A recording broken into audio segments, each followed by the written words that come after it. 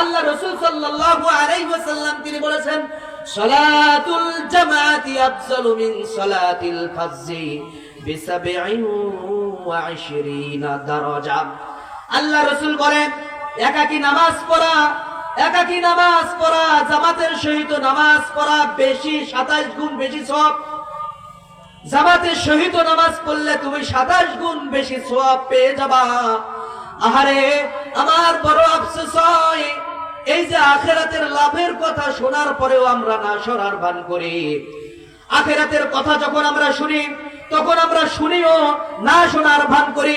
আমরা দেখতেছি আখিরাতের কথা হচ্ছে, আমাদের চোখ দেখতেছে তবু আমরা না দেখার ভান করি, আমাদের কান শুনতেছে তবু আমরা না শোনার ভান করি। আমরা এত দুনিয়ার পাগল হয়ে গেছি, দুনিয়ার পিছে আমাদের বেশি মায়া মোহাব্বত হয়ে গেছে, আমাদের খাহেশা দুনিয়ার দিকে চলে গেছে। প্যারে হাজিরিন, এখন যদি বলা হয় আপনি এই মাহফিলের এই মঞ্চ থেকে উঠে গিয়ে এই তরুণী বাড়ি এই রেল স্টেশনে গেলে অমুক দোকানদার 5 টাকার বদলে আপনাকে 10 টাকা দিচ্ছে, অমুক দোকানদার আপনাকে 5 টাকার বদলে 10 টাকা দিচ্ছে, তাহলে আমার বাংলার মুসলমান আমার মনে হয় এই মাহফিলের স্টেজে যে কয়জন আছে দৌড় দিয়ে ওই দোকানদারের কাছে যাবে। কারণ আমি আখিরাতের লাভ চাই না, আমরা দুনিয়ার মানুষ, তো আমরা দুনিয়ার লাভ চাই। আসসালামু আলাইকুম ওয়া রাহমাতুল্লাহি ওয়া বারাকাতুহু।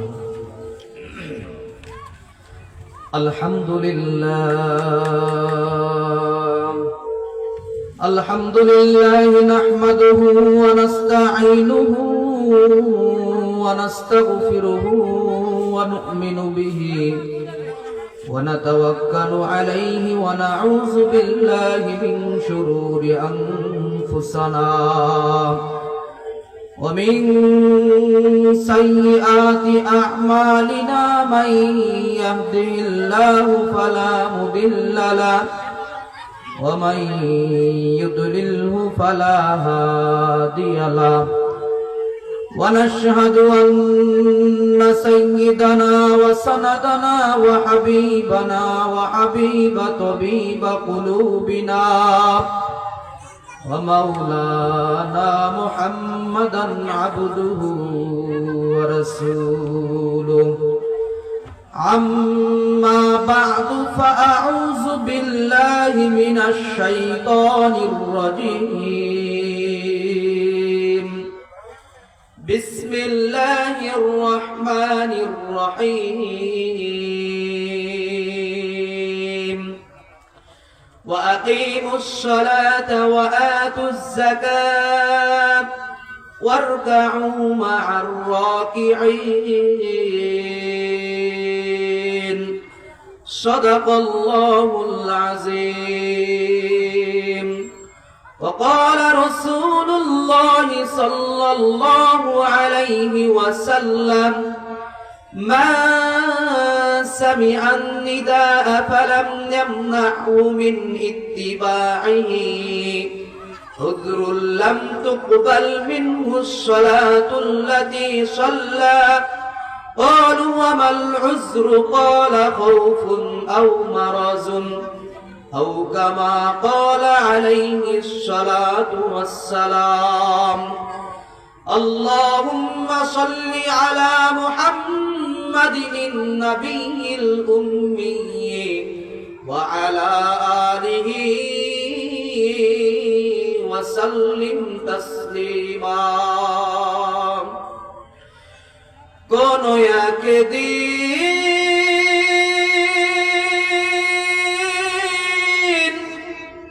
এদেশের আকাশে কালিমার পতাকা দুলবে, সেদিন সবাই খোদাই বিধান পেয়ে দুঃখ বেদনা ভুলবে। সেদিন সবাই খোদাই বিধান পেয়ে দুঃখ বেদনা ভুলবে। সেদিন আর রবে না হাহাকার,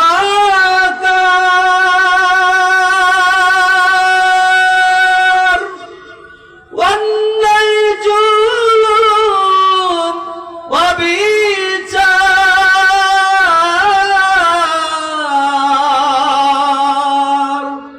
থাকবে না অনাচার দুর্নীতি কদাচার, থাকবে না অনাচার দুর্নীতি কদাচার, সকলেই শান্তিতে থাকবে। সেদিন সবাই খোদাই বিধান পে দুঃখ বেদনা ভুলবে। সেদিন সবাই খোদাই বিধান পে দুঃখ বেদনা ভুলবে। সকলে বলছি মারহাবা। আলহামদুলিল্লাহ। ঐতিহ্যবাহী তরুণী বাড়ি রেজিস্ট্রেশন যুব সমাজ কর্তৃক আয়োজিত আজকের এই ঐতিহ্যবাহী তাফসিরুল কোরআন মাহফিলের সম্মানিত প্রধান অতিথি, সম্মানিত বিশেষ অতিথি, সম্মানিত সভাপতি ও সহ সভাপতি সহ যত আমন্ত্রিত অতিথিবৃন্দ রয়েছেন, সকলের জন্যই আমি দোয়া করছি।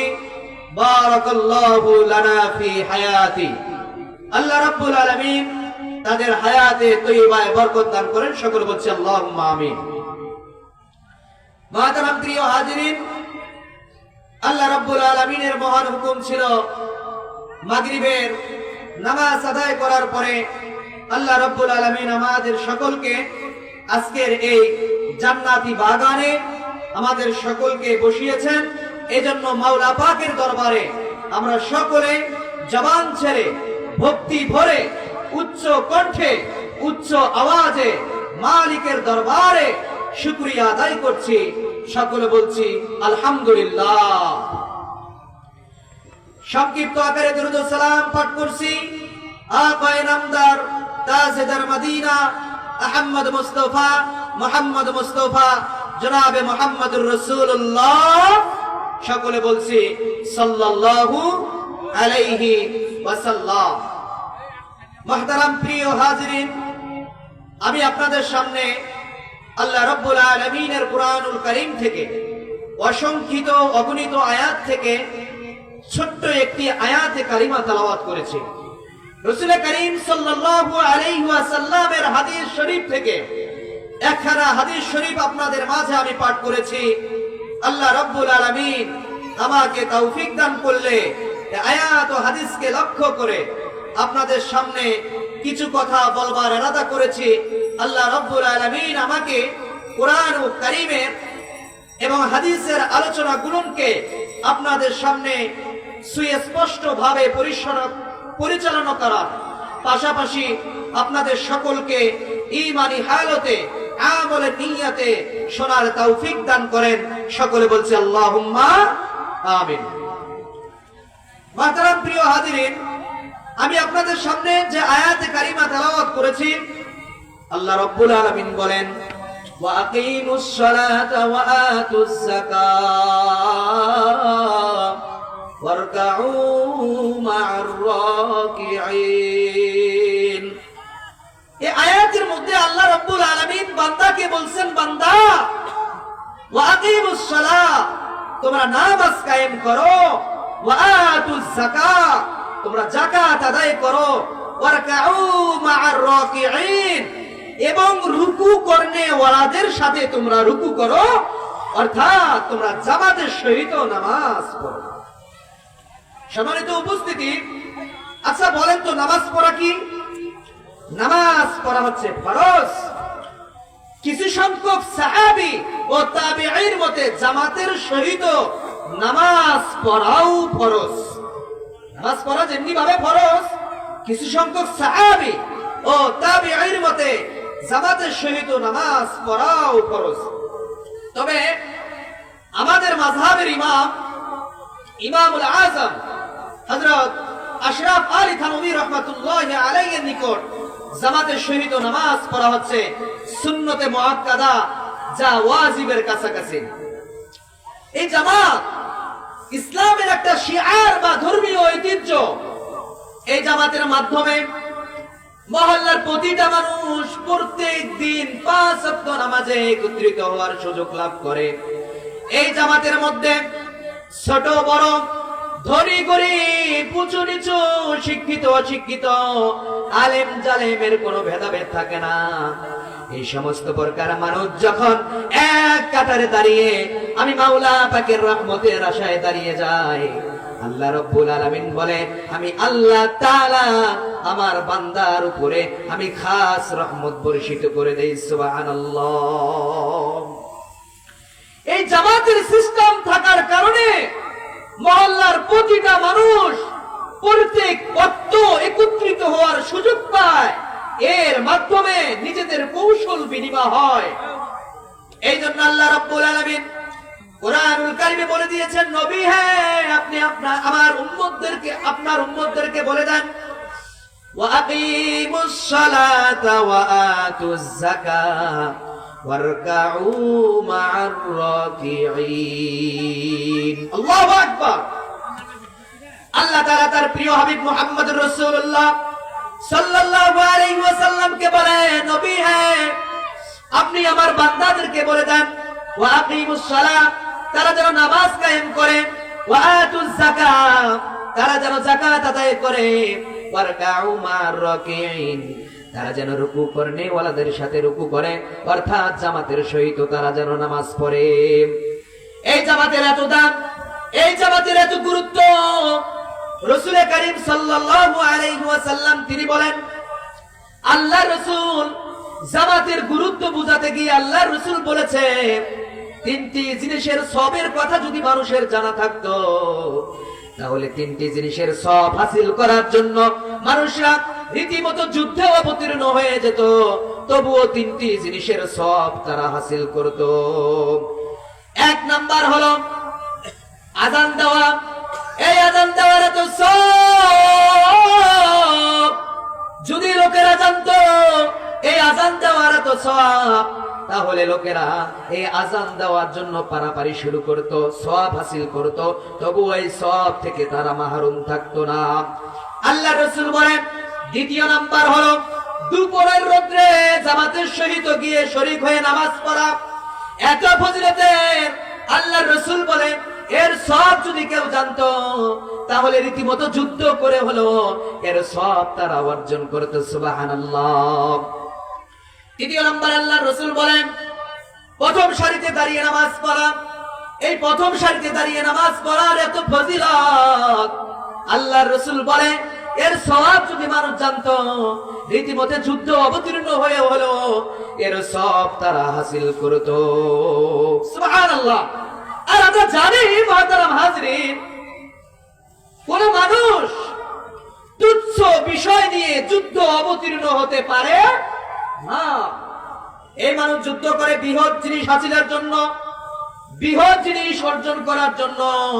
তাহলে এর দ্বারা বোঝা যায় জামাতের সহিত শরীক হয়ে নামাজ পড়ার কত ফজিলত।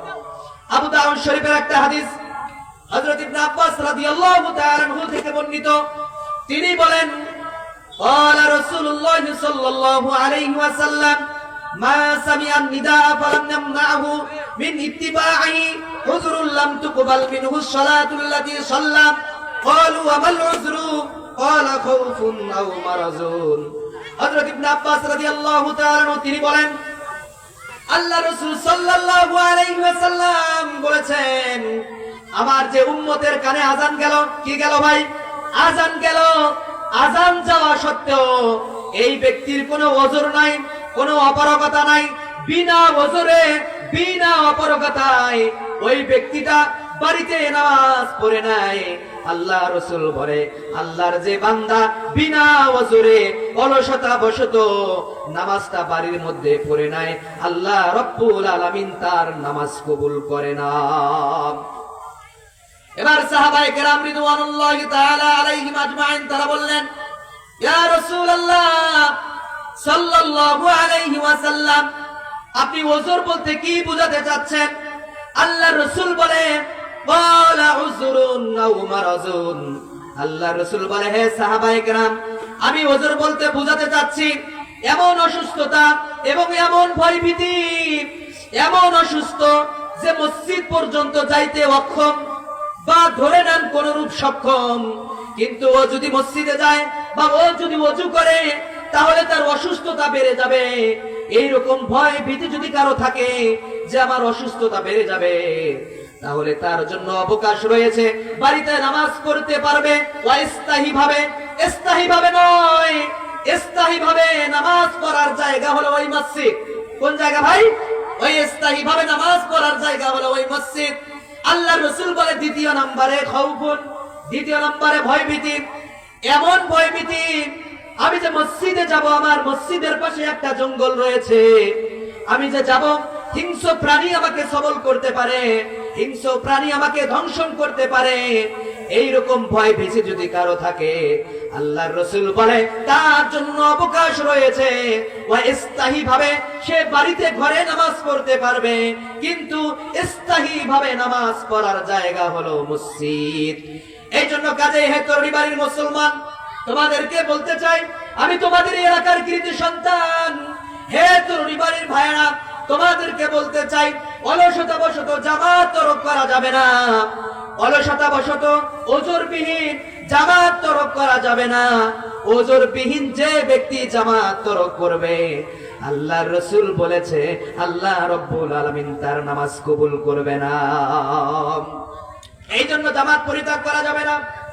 এবার একটা মারাত্মক হাদিস বলা হচ্ছে। এই হাদিসটা বর্ণিত হযরতে আবু হুরায়রা রাদিয়াল্লাহু তাআলা আনহু থেকে। তিনি বলেন, লাকাদ হামামতু আন আমুরা ফিতিয়াতি ফায়াজমাউনি হুযামান মিন হাতাবিন সুম্মা আতিয়া কওমান ইউসাল্লুনা ফি বুয়ুতিহিম লাইসাত বিহিম ইল্লাতুন ফাউহাররিকুহা আলাইহিম।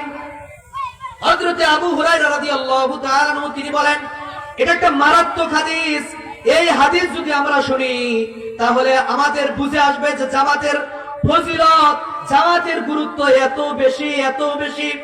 হযরতে আবু হুরায়রা রাদিয়াল্লাহু তাআলা আনহু তিনি বলেন, আল্লাহর রাসূল বলে আমার মনে চাচ্ছে, আমার মনে চায় আমি কিছু সংখ্যক যুবককে আদেশ করি, হে যুবকেরা যাও, যাও যুবকেরা যাও, তোমরা লাকড়ি সংগ্রহ করো। লাকড়ি মানে খড়ি। তোমরা খড়ি সংগ্রহ করো, ওই খড়িগুলো এনে আমি রাসূলের কাছে রাখো, আমি রাসূলের কাছে পেশ করো।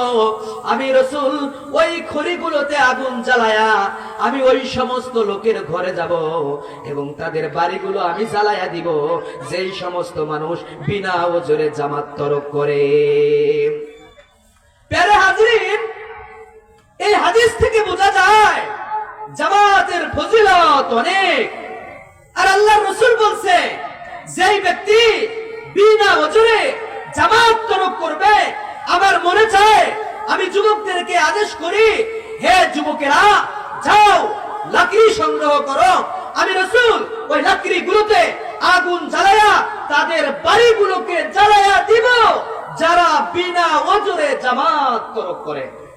প্রিয় হাজরিন, এই কথাটা যিনি বলেছেন তিনি আর কেউ না, সাইয়্যিদুল মুরসালিন খাতামুন নবীন রাহমাতুল লিল আলামিন জনাবে মুহাম্মদুর রাসূলুল্লাহ সাল্লাল্লাহু আলাইহি ওয়াসাল্লাম। তিনি নিজে বলেছেন যে ব্যক্তি জামাত তরক করবে তার জন্য তিনি কতটা কষ্ট নিয়েছেন।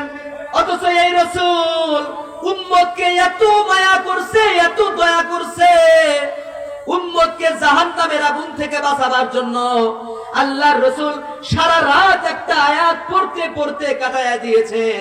আয়াতটি হলো, ইন তুআযিবুহুম ফাইন্নাহুম ইবাদুক ওয়া ইন তাগফির লাহুম ফাইন্নাকা আনতাল গফুরুর রহিম। এই আয়াত পড়তে পড়তে আল্লাহর রাসূল সারা রাত কাটিয়ে দিয়েছেন। আল্লাহকে বলেন, হে আল্লাহ, তুমি যদি তোমার বান্দাদেরকে কষ্ট দাও তাহলে তো তোমার কোনো লাভ নাই। আল্লাহ গো, তুমি যদি তোমার বান্দাকে মাফ করে দাও তাহলে তুমি পরম ক্ষমাশীল এবং পরম দয়ালু। সুবহানাল্লাহ। এই রাসূল উম্মতকে এত ভালোবাসে, এত মায়া করছে, এই উম্মতরে জাহান্নামের আগুন থেকে বাঁচাবার জন্য আল্লাহ রাসূল সারাটা রাত একটা আয়াত পড়তে পড়তে কাটাইয়া দিছে। আর এই রাসূলই বলছে আমার যে উম্মতটা বিনা ওজরে জামাত পরিত্যাগ করে, আমি উম্মত বলছি, আমি রাসূল বলছি, আমি গিয়ে তার বাড়িটা জ্বালায়া দিব। এই জন্য জামাত তরক করা যাবে না। প্যারে হাজিরিন, জামাত তরক করবেন ভাই? কি বলেন, জামাত তরক করবেন? আল্লাহ রাব্বুল আলামিন আমাদের সকলকে 5 ওয়াক্ত নামাজ মসজিদে গিয়ে জামাতের সহিত আদায় করার তৌফিক দান করেন, আমিন। এই জামাতের এত ফজিলত, হাদিস শরীফের মধ্যে আল্লাহ রাসূল সাল্লাল্লাহু আলাইহি ওয়াসাল্লাম তিনি বলছেন, এই জামাতের এত ফজিলত, জামাতের সহিত নামাজ পড়ার যে ব্যক্তি ইচ্ছা পোষণ করলো, এই জামাতের সহিত নামাজ পড়ার জন্য আল্লাহর যে বান্দা বাড়ি থেকে মসজিদের দিকে রওনা করলো, আমার আল্লাহ রাব্বুল আলামিন তার বান্দার প্রতিটা কদমে কদমে গুনাহ সাগীরা ছাড়াইয়া দিবেন, সুবহানাল্লাহ। প্রতিটা কদমে আল্লাহ রাব্বুল আলামিন তার গুনাহ সাগীরা মাফ করে দিবেন, এবং পরবর্তী কদম ফেলানোর সাথে সাথে আল্লাহ রাব্বুল আলামিন বলে, আমি আমার বান্দায় একটি করে আমল আমি লিপিবদ্ধ করে দিব, সুবহানাল্লাহ। একটি করে নেকি আমি লিপিবদ্ধ করে দিব। এই জন্য কিছু সংখ্যক সাহাবী রাসূল কারীম সাল্লাল্লাহু আলাইহি ওয়াসাল্লামের কাছে আসলেন, এসে বলতেছে, ইয়া রাসূলুল্লাহ সাল্লাল্লাহু আলাইহি ওয়াসাল্লাম, আমরা আমাদের ঘরগুলো, আমাদের বাড়িগুলো মসজিদে নববীর কাছে বানাতে চাচ্ছি, আপনি কি বলেন? আল্লাহ রাসূল বলে, ও হে সাহাবীরা, আমি তোমাদেরকে বলবো না তোমরা মসজিদে নববীর কাছে বাড়ি বানাও, আমি এটা বলতে পারবো না তোমরা মসজিদে নববীর কাছে বাড়ি করিও না। কারণ হে সাহাবীরা, তোমরা যদি মসজিদে নববীর কাছে বাড়ি বানাও, তাহলে মসজিদটা তোমাদের কাছে হয়ে যাবে, কদমের সংখ্যা কম হয়ে যাবে, তো গুনাহ সাগীরা কম ঝরে পড়ে যাবে। কদমের সংখ্যা কম হবে তো তোমার আমলনামায় নেকি কম হবে। এই জন্য সাহাবীরা রে, আমি তোমাদেরকে বলতে চাই, সাহাবীরা, তোমরা মসজিদে নববীর দূরে বাড়ি বানাও, কারণ দূরে থেকে আসবা, তোমার কদমের সংখ্যা বেশি হবে, তো তোমার গুনাহ সাগীরা বেশি ঝরে পড়ে যাবে, গুনাহ সাগীরা বেশি ঝরে পড়ে যাবে, এবং তোমার আমলনামায় নেকি বেশি হবে। এই জন্য ইতিহাসের মধ্যে এসেছে, পূর্বকার বুজুর্গেরা তারা মসজিদ বাড়ি থেকে মসজিদে আসার যে সংকীর্ণ রাস্তা, শর্টকাট রাস্তা, এই শর্টকাট রাস্তাকে তারা পরিত্যাগ করে দিত, বাতিল করে দিত, দূরবর্তী রাস্তা ধরতো। কারণ দূরে থেকে আসবো, কদমের সংখ্যা বেশি হবে, আমার আমলনামা থেকে গুনাহ সাগীরা বেশি ঝরে পড়ে যাবে। আমি দূর থেকে আসবো, আমার কদম বেশি হবে, আল্লাহ রাব্বুল আলামিন আমার আমলনামায় নেকি বেশি বেশি লিপিবদ্ধ করে দিবেন, সুবহানাল্লাহ। এই জন্য প্যারে হাজিরিন, জামাতকে পরিত্যাগ করা যাবে না। আরেকটা হাদিস, মারাত্মক একটা হাদিস, আল্লাহ রাসূল সাল্লাল্লাহু আলাইহি ওয়াসাল্লাম তিনি বলেছেন, সালাতুল জামাতি আফজালু মিন সালাতিল ফাজরি বি27 দারাজা। আল্লাহ রাসূল বলেন, একাকী নামাজ পড়া জামাতের সহিত নামাজ পড়া বেশি, 27 গুণ বেশি সওয়াব। জামাতের সহিত নামাজ পড়লে তুমি 27 গুণ বেশি সওয়াব পেয়ে যাবা। আহারে, আমার বড় আফসোস হয়, এই যে আখিরাতের লাভের কথা শোনার পরেও আমরা না শোনার ভান করি। আখিরাতের কথা যখন আমরা শুনি, তখন আমরা শুনিও না শোনার ভান করি। আমরা দেখতেছি আখিরাতের কথা হচ্ছে, আমাদের চোখ দেখতেছে, তবু আমরা না দেখার ভান করি, আমাদের কান শুনতেছে, তবু আমরা না শোনার ভান করি। আমরা এত দুনিয়ার পাগল হয়ে গেছি, দুনিয়ার পিছে আমাদের বেশি মায়া মোহাব্বত হয়ে গেছে, আমাদের খাহেশা দুনিয়ার দিকে চলে গেছে। প্যারে হাজিরিন, এখন যদি বলা হয় আপনি এই মাহফিলের এই মঞ্চ থেকে উঠে গিয়ে এই তরুণী বাড়ি এই রেল স্টেশনে গেলে অমুক দোকানদার 5 টাকার বদলে আপনাকে 10 টাকা দিচ্ছে, অমুক দোকানদার আপনাকে 5 টাকার বদলে 10 টাকা দিচ্ছে, তাহলে আমার বাংলার মুসলমান, আমার মনে হয় এই মাহফিলের স্টেজে যে কয়জন আছে দৌড় দিয়ে ওই দোকানদারের কাছে যাবে। কারণ আমি আখিরাতের লাভ চাই না, আমরা দুনিয়ার মানুষ, তো আমরা দুনিয়ার লাভ চাই। এই জন্য প্যারে হাজিরিন, এতক্ষণ তো বলা হলো আমরা যদি জামাতের সহিত নামাজ পড়ি, এর ফজিলত কি, এর সওয়াব কি, এর মর্তবা কি, এর আয়াত, এর হাদিস বলা হলো।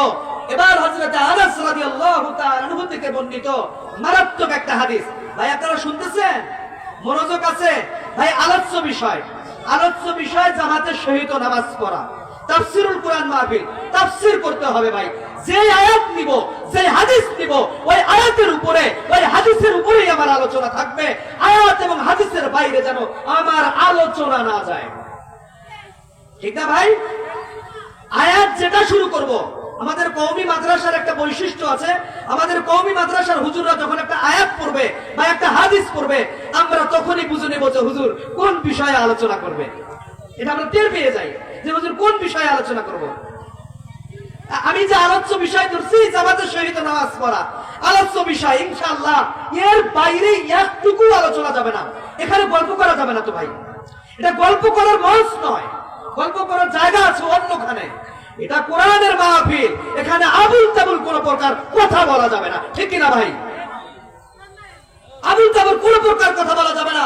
এটা কোরআনের মঞ্চ, এখানে কোরআনের আলোচনাই হবে। আবুল তাবুল কোন আলোচনার জায়গা এটা নয়। আবুল তাবুল আলোচনার জায়গা হলো তোমার বাইরে।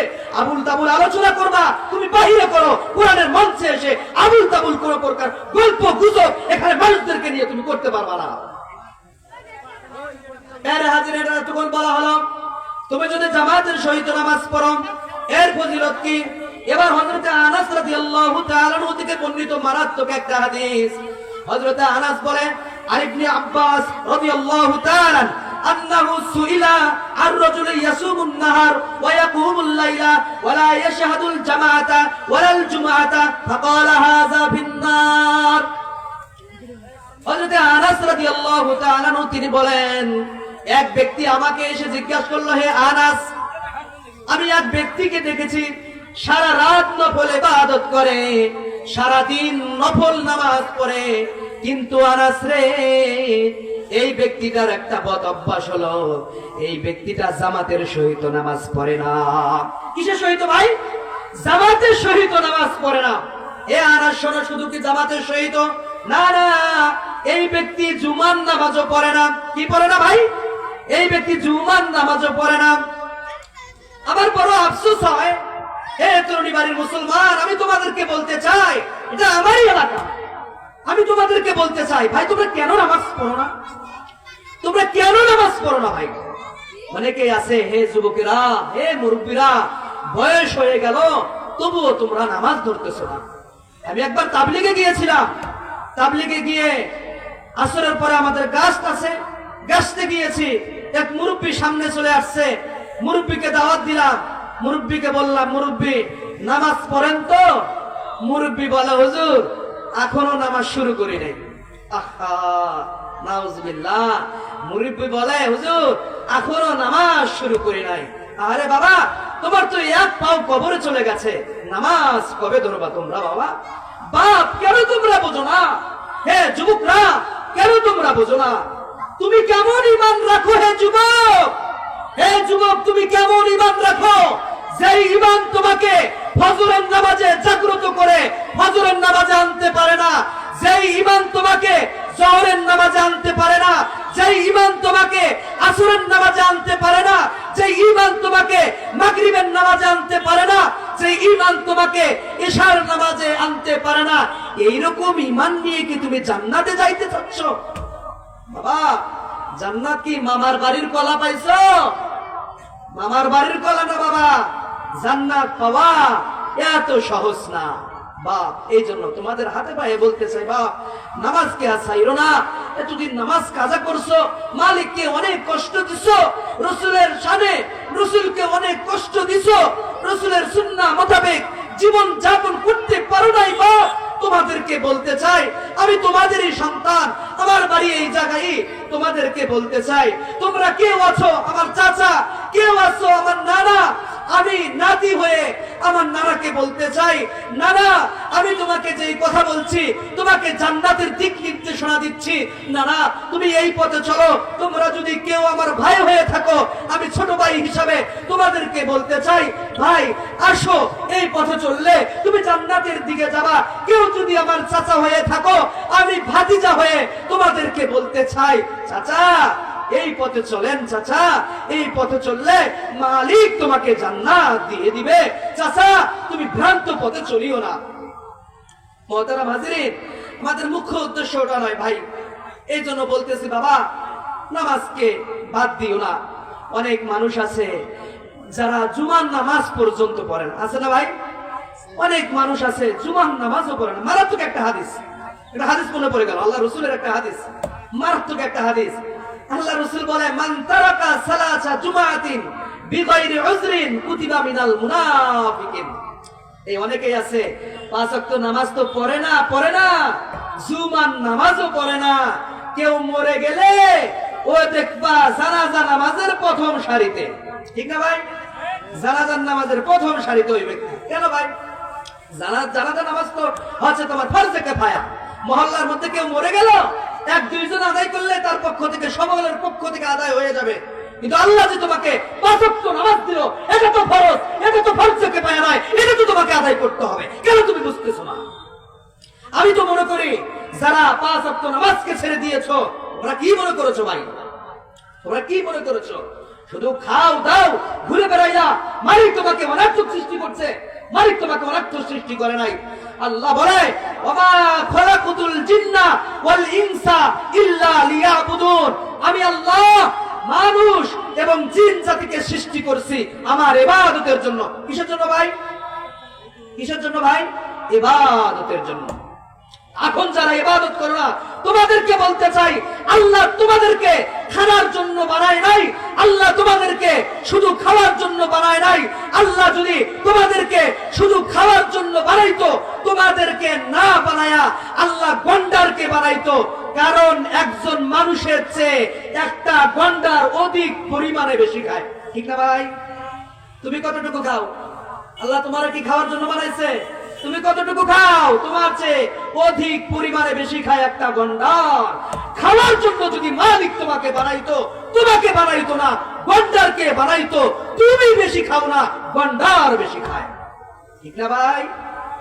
এই যে তোমরা ঘুমাইতেছো, মালিকের নামাজ নাই, ইবাদত নাই। বাবা ও যুবকরা, আল্লাহ কি তোমাকে ঘুমানোর জন্য বানাইছে?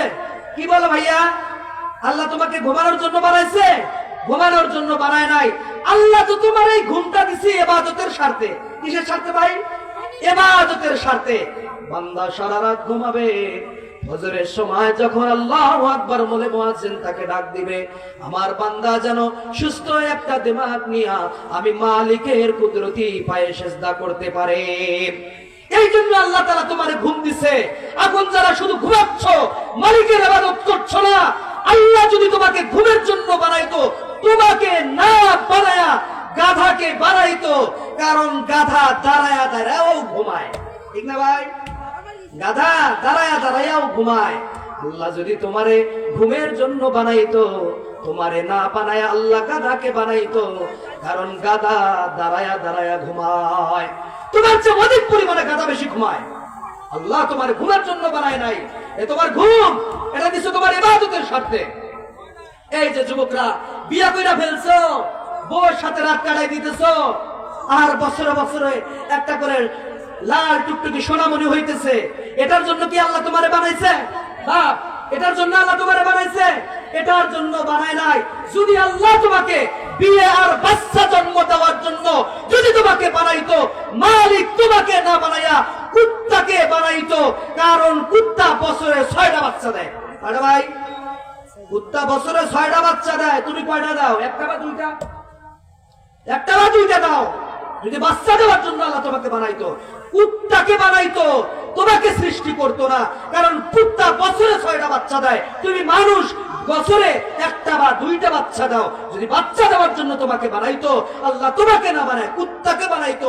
কুত্তাকে বানাইলে আল্লাহর মুখ্য উদ্দেশ্য পূরণ হয়ে যেত।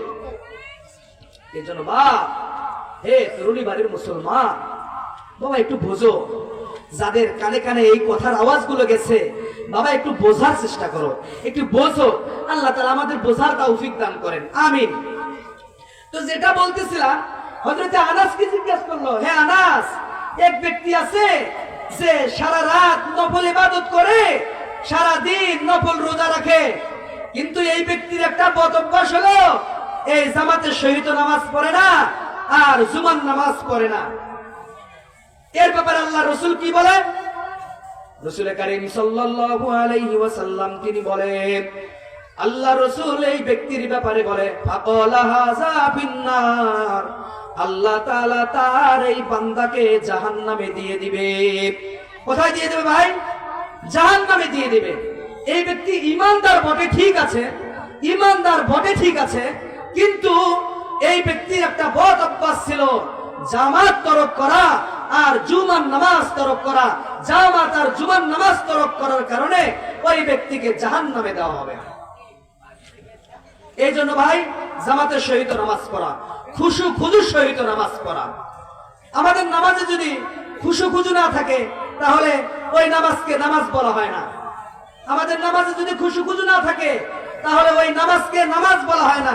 আল্লাহ তাআলা বলে, কদ আফলাহাল মুমিনুন, সফল কাম হয়েছে ওই মুমিনরা যারা তাদের নামাজে বিনয়, নম্রতা, ভদ্রতা প্রদর্শন করেছে। আমাদের নামাজে যদি খুশু খুজু না থাকে তাহলে এই নামাজ দিয়ে সুগন্ধি আশা করা যাবে না, এই নামাজ দিয়ে আপনার দুর্গন্ধ আশা করতে হবে। তাবরানী শরীফের একটা হাদিস, হযরত আনাস রাদিয়াল্লাহু তাআলা থেকে বর্ণিত, তিনি বলে, যেই ব্যক্তির নামাজে খুশু খুজু থাকে না, যেই ব্যক্তির নামাজে বিনয়ী থাকে না, মাওলাকে হাজির নাজির মনে করে যেই ব্যক্তি নামাজ পড়ে না, এই নামাজ কি করা হবে জানেন? পুরাতন কাপড়ের ন্যায় পেঁচায়া ওই নামাজের মুখে নিক্ষেপ করা হবে। নাউজুবিল্লাহ। ওই নামাজ বলবে, হে আল্লাহর বান্দা, তুমি যেরূপ ভাবে আমাকে ধ্বংস করছো, আল্লাহ রব্বুল আলামিন তোমাকে এইরূপ ভাবে ধ্বংস করুক।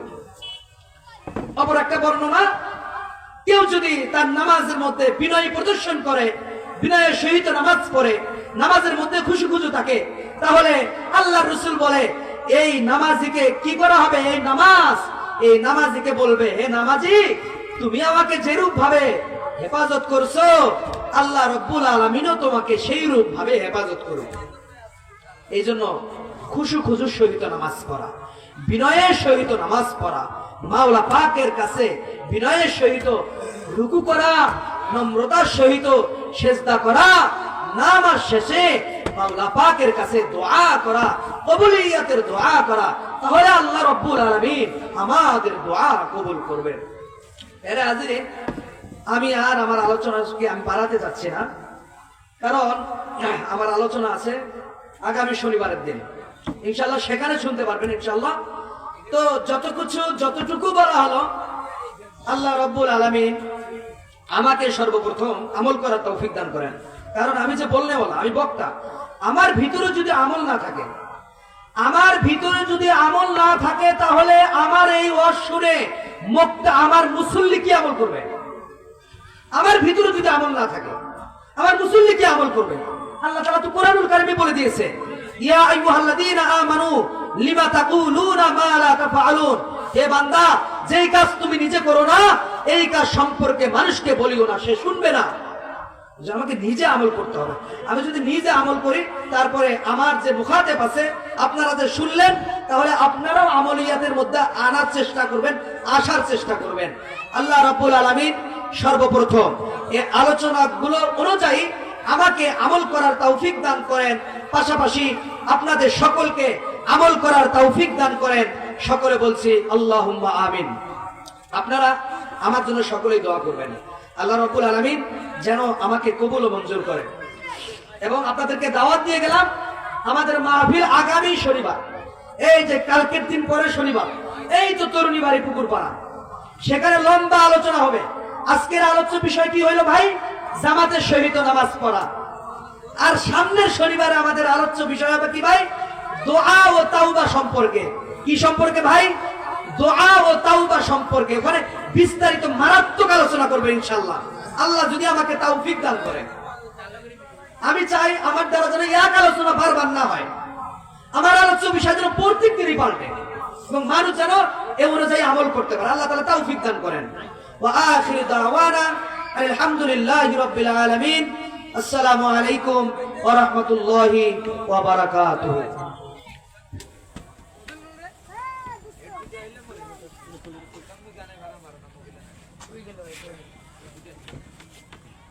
ভালো আছে।